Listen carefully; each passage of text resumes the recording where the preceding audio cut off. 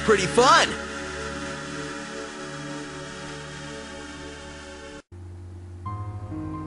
When you think of crossovers, you often think of games like Super Smash Bros., where all of the most popular Nintendo characters have gathered to beat the living daylights out of each other. Square Enix and Disney made their own Super Smash by combining Final Fantasy and various Disney classics, and the bastard child we know as Kingdom Hearts was born. Now, to be fair, Kingdom Hearts is an amazing franchise. It's amongst my top favorites, right next to the likes of Star Fox, Zelda, and Mega Man. Although a certain blue hedgehog is still at the top of my list, where he's been since as long as I can remember. Anyways, the first two games were spectacular, and the prequel to the sequel was less than that. Certain games in the series have been a hit or miss, well, the ones I've been able to play at least.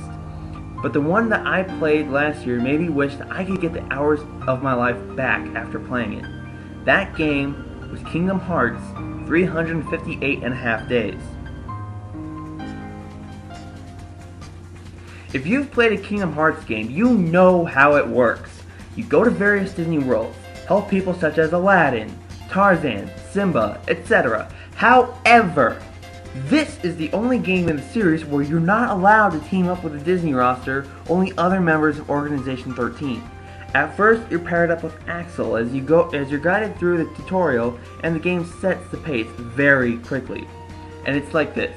You talk to Saïx, or Axel, or whoever has a mission for you, you go to the mission site, you complete the mission, you return to base, save your progress, buy upgrades, and then go do another mission that takes up an entire day.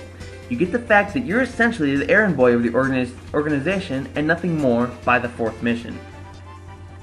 Actual gameplay, however, is solid. You control Roxas as you would Sora in the previous titles. You attack with the Keyblade, cast magic, and lead your partners in missions. Naturally, you can upgrade your Keyblade, but the upgrading is a lot different than it used to be in the originals. Sure, you still level up as you collect more and more experience points, but you can't do anything to increase your stats unless you equip blocks into slots. Slots? What the hell are those? Instead of skill points needed to equip skills you obtain as you go through the game, you're forced to choose which skills you can have with you in the field. It's not that different when it comes to choosing, but instead of number crunching numbers like before, you collect blocks that you place into slots in the status screen. You collect attack blocks as you level up, purchase them from an organization removal, or find them in levels. What struck me as odd is that every level that you grow was in fact a block that you had to equip. Sure, you may gain a level, but you'll still be a puny level 1 character unless you equip that block. If you don't have room, well then you're screwed.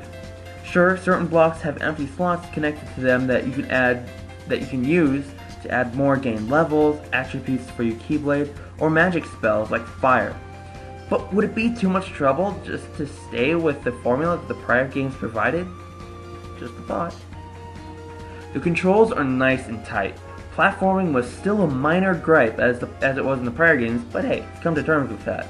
Combat worked rather well, especially with the hyper combo type attack that you could unleash when your health dropped to critical levels, which could sometimes be the saving grace you needed. It don't always work, but it was a really nice addition.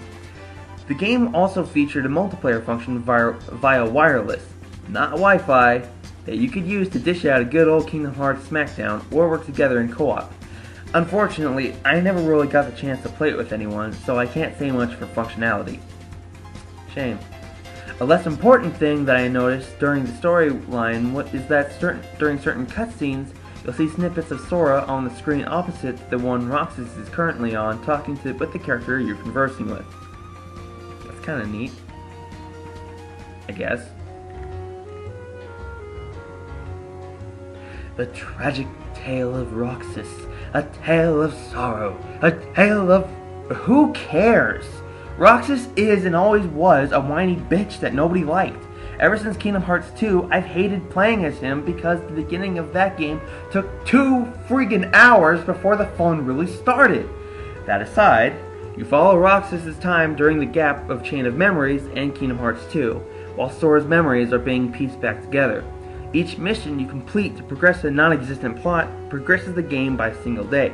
Thankfully, the game skips a good number of days after each group of missions, so you don't have to sit there and be bored because after a while, you're practically falling asleep from lack of plot. After you complete each mission, Roxas joins Axel and Xion, the artificially created nobody that mimics Roxas' Keyblade abilities, for ice cream atop the clock tower in Twilight Town, because nobody likes Traverse Town anymore. They sit and chat, but nothing important is ever said. While playing this, I was begging the plot to actually begin to show itself, but it didn't even really start until the end of the game, where Roxas mutinies against the organization and leaves, fighting Saïx just to get out of there. Really sad that the game wasn't even that fun until the ending. Come on, man. For a handheld game, the audio was pretty good, considering it's on the DS and not the PSP. You have music tracks from prior Kingdom Hearts games, but no big remixes. The audio clips used for combat never get too repetitive, and the voice acting for the cutscenes that were pre-rendered was top-notch.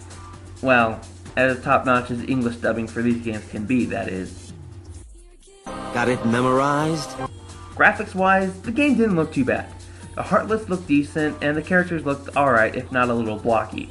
I sometimes forgot I wasn't playing it on the DS and not my N64.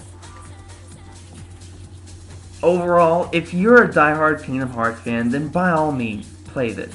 If you're a casual fan of the series, like myself, play it if you're curious about Roxas, but in all honesty, this is one game in the franchise that can easily be overlooked. Seriously, if you want to see what happens, don't waste your time on this game. Just wait for the manga based on this game to be released and read that. This game was just a big, fat meh on the fun scale. The lack of plot wasn't enough to complement the good gameplay, and you end up not caring about the characters or the story at all. Although, beating up Mr. soon-to-be Shadow the Hedgehog was rather satisfying. All that aside, this is easily one chapter best left forgotten. Whatever,